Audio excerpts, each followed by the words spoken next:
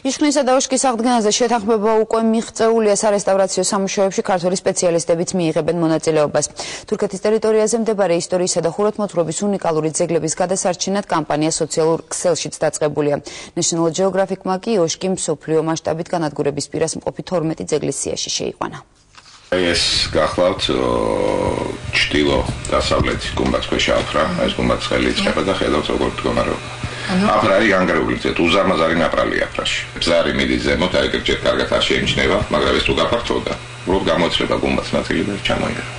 დავით ხოშტარია იმ ექსპედიციის წევრია, რომელიც ხუროთმოძღვრული ძეგლის მდგომარეობის შესაძლებლად თურქეთში რამდენჯერმე იმყოფებოდა.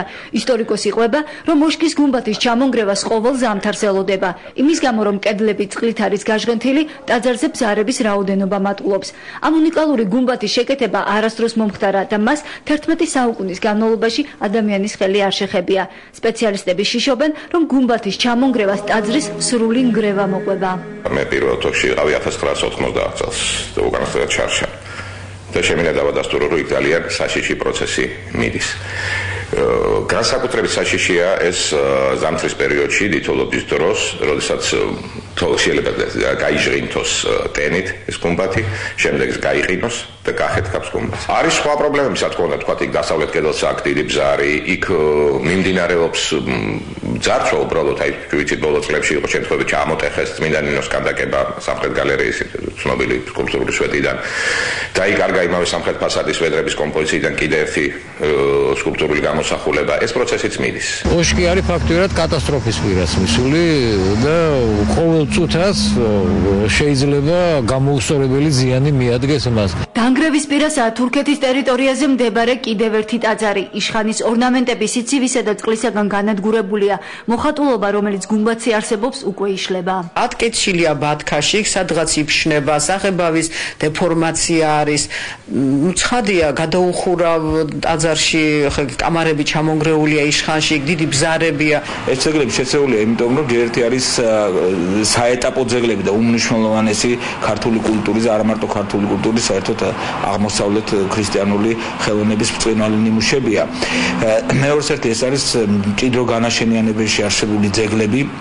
ერთი დიდ სოფელში ოშკში არის, ხოლო მეორე ასევე იშხანში, ასევე დიდ სოფელში არის შემორჩენილი და აი ეხლა არის ძალიან ესეთ საჭიროებო საკითხი, იმიტომ რომ ეხლა უნდა მივასწროთ მათ, რომ გადავარჩინოთ. აი ეხლა ჩვენ თუ დაგვენგრა ოშკი და ჩვენ თუ დაგვენგრა იშხანი, ჩვენ უარს ვამბობთ ჩვენს წარსულზე, ჩვენს ქრისტიანულ ხელოვნებაზე, გრიგოლ ხანძთელის მემკვიდრეობაზე და საერთოდ ყველაფერი იმაზე, რაც კი ქართველ ხალხს აი ასე ბრწყინვალედ შეუქმნია. აქედან გამომდინარე, ამ საკითხებზე მე ვფიქრობ, რომ დავა ზედმეტია, ეს არის ჩვენი ისტორიის საუკეთესო ფურცლების გადარჩენის მომენტი და ეტაპი. სპეციალისტები მოითხოვენ, რომ სარესტავრაციო სამუშაოები შუა საუკუნეების სამონასტრო ცენტრებზე დაუყოვნებლივ დაიწყოს. ცოტა ხნის წინ National Geographic-მა ოშკის ტაძარი მსოფლიო მასშტაბით 12 განადგურების პირას მყოფ ძეგლების სიაში შეიტანა და თურქულ მხარეს მოუწოდა, რომ იქ აღდგენითი სამუშაოები ჩაატაროს. ოშკის და იშხანის გადარჩენის მოთხოვნით კამპანია სოციალურ ქსელებშიც დაწყებულია. ზეპირ შეთანხმებას ტაძრების რეაბილიტაციის თემაზე ქართულმა და თურქულმა მხარეებმა უკვე მიაღწიეს. მას ეძახიან ქართულ საქართველოს ვეფხისტყაოსანს ოშკს. აღარ გვექნება. ამიტომ ჩვენ უნდა გავაკეთოთ ყველაფერი, რომ ეს ძეგლები გადავარჩინოთ ღირსეულად. პარიტეტული პრინციპი, გაცვლითი ხელშეკრულება არის ერთადერთი გზა იმისაკენ, რომ ეს ძეგლები გადარჩეს. ბაჩეიშვილის უწყებაში არ გამორიცხავენ, რომ მოახლოს მომავალში მეცნიერთა ჯგუფი ისევ გაემგზავროს თურქეთში ტაძრის მდგომარეობის შესასწავლად. თუმცა მანამდე ქართული მხარე თურქული მხარისგან ხელშეკრულების პროექტს ელოდება. შეთანხმების თანახმად ოშკის და იშხანის რესტავრაცია ქართული სპეციალისტების მონაწილეობით უნდა მოხდეს. სწორედ დოკუმენტის გაფორმების შემდეგ გაირკვევა მომდევნო ექსპედიციის თარიღები.